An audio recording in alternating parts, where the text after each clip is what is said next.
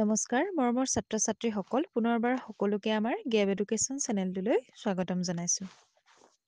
আজি আমি আলোচনা কৰিম ষষ্ঠ শ্ৰেণীৰ বিজ্ঞান পাঠ্যপুথিৰ 10 নম্বৰ অধ্যায় উষ্ণতা আৰু ইয়াৰ জোখ এই পাঠটিৰ সম্পূৰ্ণ প্ৰশ্নৰ উত্তৰসমূহ। গতিকে তোমালোকে ভিডিঅ'টো সম্পূৰ্ণকৈ শেষৰলৈকে চাই যাবা। এতিয়া চাওঁ আহা আমি প্ৰশ্ন উত্তৰসমূহ। প্ৰথমে দিছে শুদ্ধ উত্তৰৰ গোলটো সম্পূৰ্ণকৈ পূৰ কৰা। এতিয়া 1 নম্বৰ প্ৰশ্নটোত দিছে কাষৰ চিত্ৰৰ থাৰ্মোমিটাৰে দেখুওৱা সঠিক পাঠটো কি? ইয়াত এটা চিত্ৰ দিছে আৰু সেই চিত্ৰটো থাৰ্মোমিটাৰে দেখুওৱা হৈছে। গতিকে ইয়াৰ সঠিক পাঠটো হৈছে শুদ্ধ উত্তৰটো হ'ব অপশ্যন চি 25.0 ডিগ্ৰী চেলচিয়াছ। গতিকে অপশ্যন চিটোৰ বৃত্তটো তোমালোকে পূৰ কৰিবা। এতিয়া নম্বৰ 2টো চোৱা ক্লিনিকেল থাৰ্মোমিটাৰৰ পৰিসৰ কিমান? ইয়াতো 4টা অপশ্যন দিছে। তাৰে শুদ্ধ উত্তৰটো হ'ব option A 35.0 degree Celsius two 42.0 degree Celsius. 3 নম্বৰটো দিছে মানুহৰ শৰীৰৰ স্বাভাৱিক উষ্ণতা কিমান?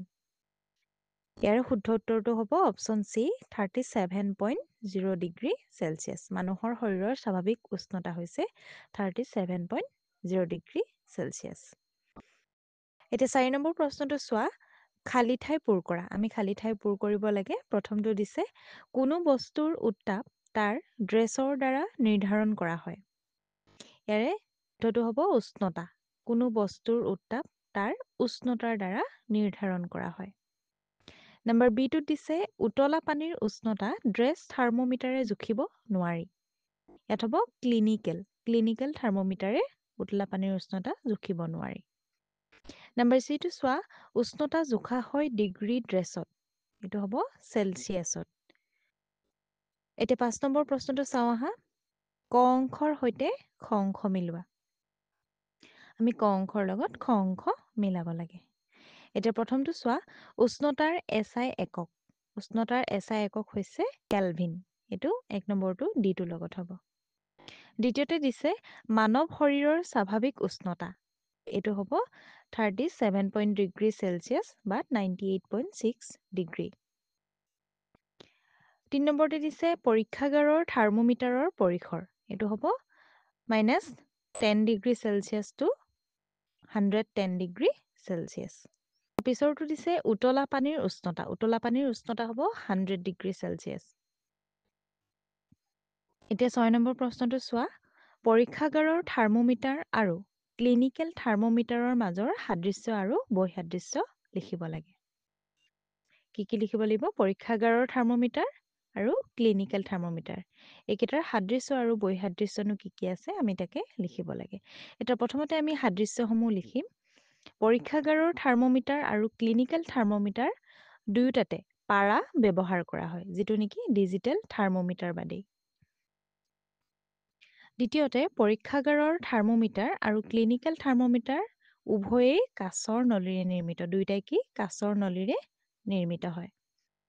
তৃতীয়তে পৰীক্ষাগাৰৰ থাৰ্মোমিটাৰ আৰু ক্লিনিকেল থাৰ্মোমিটাৰ উভয়েই উষ্ণতা জোখাৰ উপকৰণ। দুয়োটাই উষ্ণতা জোখা হয়। তাৰপিছত লিখিবা পৰীক্ষাগাৰৰ থাৰ্মোমিটাৰ আৰু ক্লিনিকেল থাৰ্মোমিটাৰ উভয়তে স্কেল থাকে। দুয়োটাতে স্কেল থাকে আৰু যাৰ সহায়ত উষ্ণতা পঢ়া যায়। এতিয়া সাদৃশ্যসমূহ আমি চালো। এতিয়া বৈসাদৃশ্যসমূহ চোৱা। বৈসাদৃশ্যসমূহ হৈছে পৰীক্ষাগাৰৰ থাৰ্মোমিটাৰ আৰু ক্লিনিকেল থাৰ্মোমিটাৰ এই দুয়োটা ব্যৱহাৰৰ বস্তুৰ উষ্ণতা জোখাৰ বাবে মানুহৰ শৰীৰৰ উষ্ণতা জোখাৰ বাবে। পৰীক্ষাগাৰৰ থাৰ্মোমিটাৰটোৱে কি কৰে? বস্তুৰ উষ্ণতা জোখা হয় আৰু ক্লিনিকেল থাৰ্মোমিটাৰে মানুহৰ শৰীৰৰ উষ্ণতা জোখা হয়। এইকেইটা হৈছে বৈসাদৃশ্য।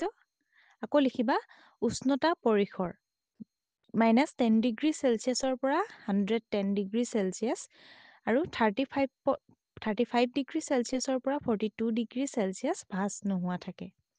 এতিয়া 7 নম্বৰ প্ৰশ্নটো চাওঁ আহা আমি কিয় পৰীক্ষাগাৰৰ থাৰ্মোমিটাৰ ব্যৱহাৰ কৰি শৰীৰৰ উষ্ণতা জুখিব নোৱাৰো? এতিয়া উত্তৰ লিখিবা আমি পৰীক্ষাগাৰৰ থাৰ্মোমিটাৰ ব্যৱহাৰ কৰি আমাৰ শৰীৰৰ উষ্ণতা জুখিব নোৱাৰো কাৰণ পৰীক্ষাগাৰৰ থাৰ্মোমিটাৰৰ উষ্ণতাৰ পৰিসৰ -10 ডিগ্ৰী চেলচিয়াছৰ পৰা 110 ডিগ্ৰী চেলচিয়াছলৈ হয়, যি মানুহৰ শৰীৰৰ বাবে স্বাভাৱিক উষ্ণতা 37 ডিগ্ৰী চেলচিয়াছৰ তুলনাত বহু বেছি হয় বা ডাঙৰ হয়। সেয়ে শৰীৰৰ সৰু পৰিৱৰ্তন সূক্ষ্মভাৱে ধৰা পেলাব নোৱাৰে। গতিকে আমি শৰীৰৰ উষ্ণতা জুখিবৰ বাবে পৰীক্ষাগাৰৰ থাৰ্মোমিটাৰ ব্যৱহাৰ নকৰি ক্লিনিকেল থাৰ্মোমিটাৰ ব্যৱহাৰ কৰোঁ।